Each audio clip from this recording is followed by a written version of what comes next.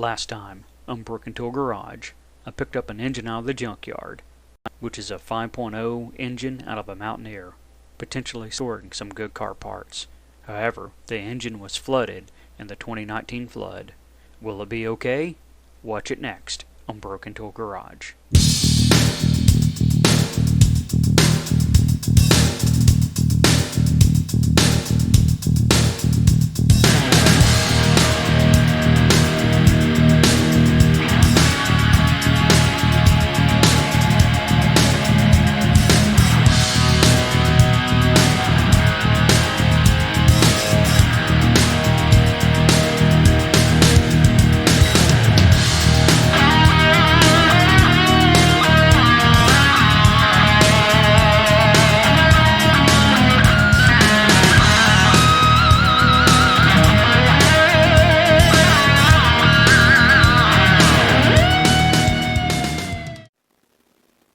Okay, time to read the plugs.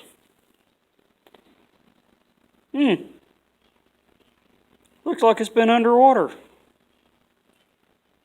It's crazy talk right there. Okay, I think that water was when they pressure washed the engine down and cleaned some of this off. So, here's the question that's been on my mind, and probably your mind too. If I can do something that takes 3 hands, will this thing turn over? One-handed. Oh, I gotta do that again.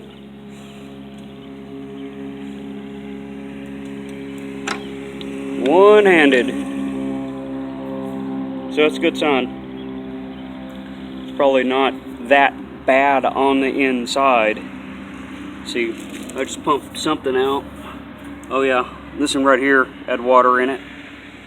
If I actually look at my screen as I'm talking. So yeah, I need to get this turned over and push all that water out. But that's clean water there, so I think that's when they pressure washed it.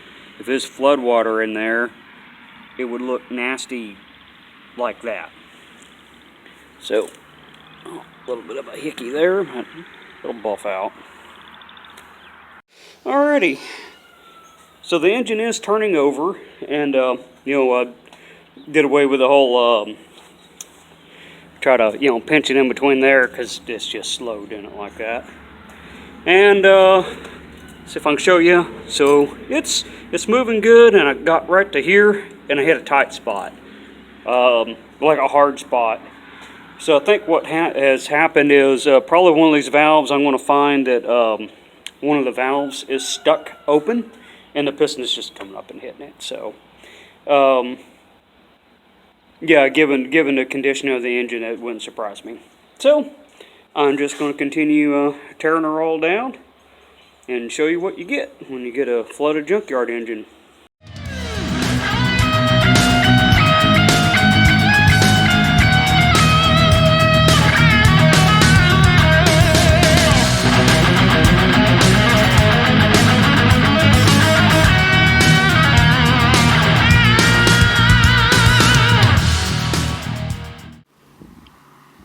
So is this what they mean by ratty engine?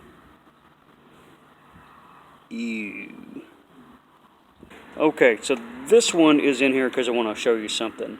When you tear down old engines, be prepared for broken bolts. Okay, I got the valve cover broke loose, so let's see what a flooded engine looks like on the inside. Well, actually, it's a pretty clean looking engine. And I got some crud up in here from when when it was flooded, but the water didn't stay in. That looks a little loose.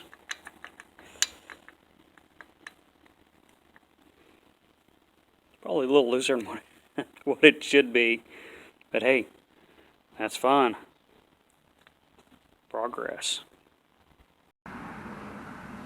Okay, so I actually got the real camera out here, and I'm going to clean this engine up, blow it out a little bit. So I didn't show yesterday the intake coming off, so that's what we look like underneath.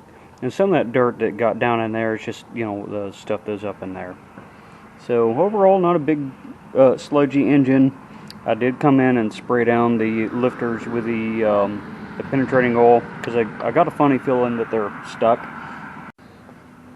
Okay, I just want to go over a couple things. The rockers, you know, all this I can clean up, no problem. The push rods, I'm just going to throw away.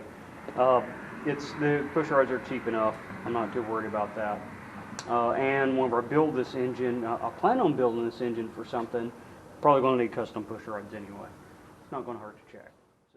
The roller lifters, I got them all out pretty easy. So what I'm going to do usually on these engines, roller engine, you reuse a roller lifter. But in this case, because they are flooded and they're kind of gunky looking and all that, I'm not going to reuse those on this engine. However, that gives me some good cores to do the trick that No Fox Gibbon did on a roller lifter. And what he did was he took it apart and did a rework on it and made it into a solid traffic, like 5 o'clock. So what No Fox Gibbon did was he took one apart, one of these roller lifters, he took it apart and converted to a solid lifter so that he can put down into the bores, and whenever there's a valve timing and a push rod length checking and all that stuff going on, you're not worried about the lifter collapsing or anything. So, all right, I'm going to break loose some head bolts here. Hopefully they don't break, they just come undone.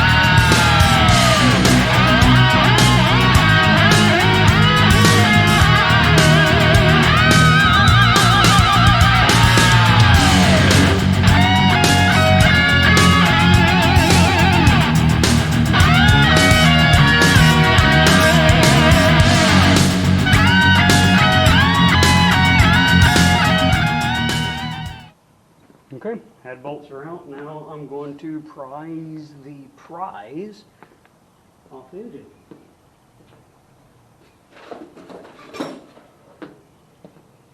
Hopefully we're not dropping it on my foot or anything goofy.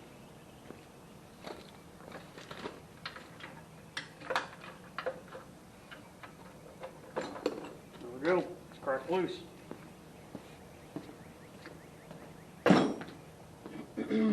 Let's see how stout my wrists are today. These bolts in here are good, and then I got a handle right. Slap one back over here.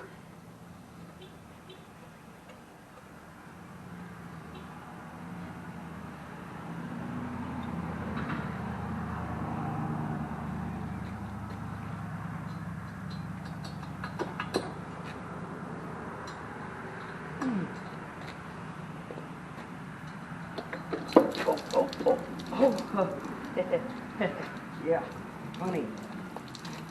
Ew. Y'all gotta see this.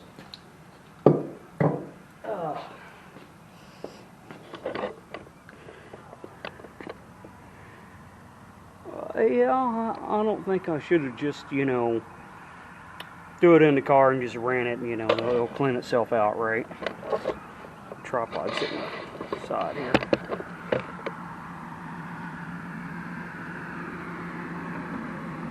Yeah, so the Explorer pistons do have 4 valve reliefs. That's proof of that. And well, I bet that's why I was getting a locked up condition once the piston got to a certain point. So, here's what the GT40P head looks like off.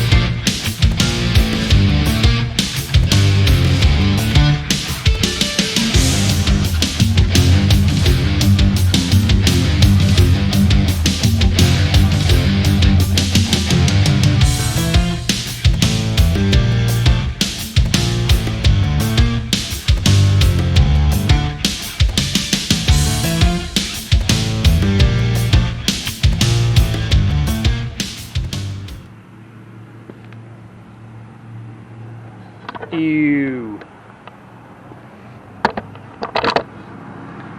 Not exactly what you want to see when you tear into an engine. However, I mean, this is expected given it was a flood engine, right? So, I don't know, I might clean that up, reuse it, you know. Okay, so it just jumped right off, like that. So, I just need to get my little hoo-yah out of here now, and as I stand kind of mostly sort of in the way,